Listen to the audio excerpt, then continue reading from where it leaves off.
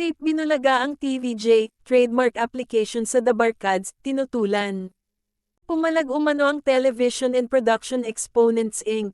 Tape, Inc. sa trademark application ni Tito Soto III, Vic Soto, at Joey De Leon o TVJ para sa taguring The Barkads na tawag nila sa kanilang mga manonood at taga-suporta. Ayon sa ulat ng Manila Bulletin, bago raw ang pag-exodus ng TVJ sa Itbulaga at Tape, Inc., noong ika-31 ng Mayo, nag-file daw ng trademark application para sa salitang The Barkads ang TVJ sa Intellectual Property Office of the Philippines, IPOPHL.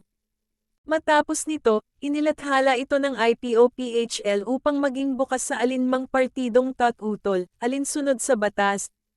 Mababasa sa Section 134 ng Republic Act 8293 o Intellectual Property Code of the Philippines, any person who believes that he would be damaged by the registration of a mark may, upon payment of the required fee and within 30 days after the publication, file with the office an opposition to the application.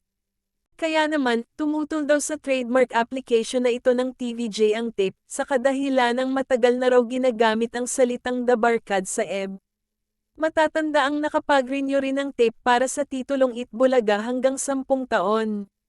Mag-e-expire ito sa ika-14 ng Hunyo taong 2023.